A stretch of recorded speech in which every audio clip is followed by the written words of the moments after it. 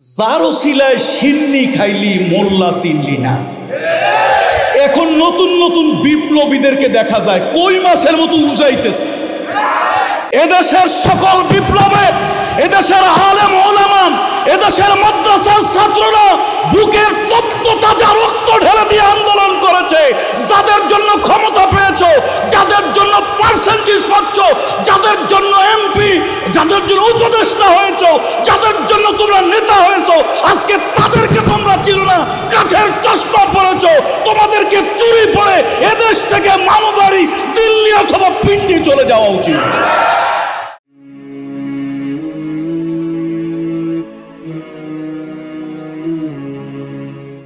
আমি আসলে সময়ের অভাবে আর বেশি কথা বলছি না, কথা বলবো দুইটা।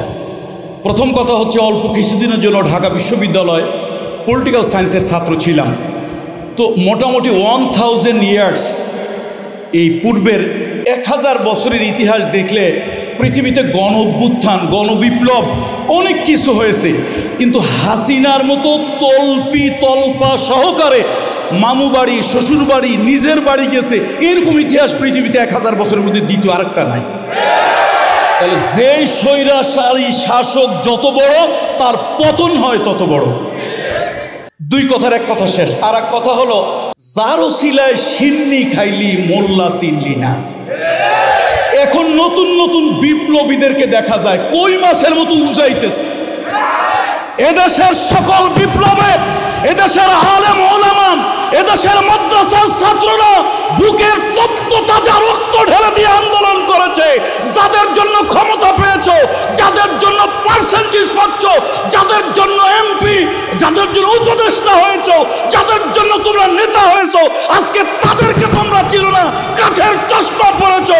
তোমাদেরকে চুরি পরে এদেশ থেকে মামু বাড়ি, দিল্লি অথবা পিন্ডি চলে যাওয়া উচিত।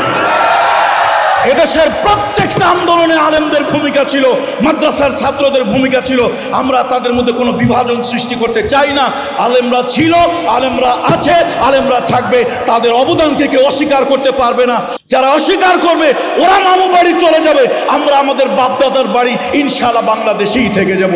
আসসালামু আলাইকুম ওয়া রাহমাতুল্লাহি ওয়া বারাকাতুহু।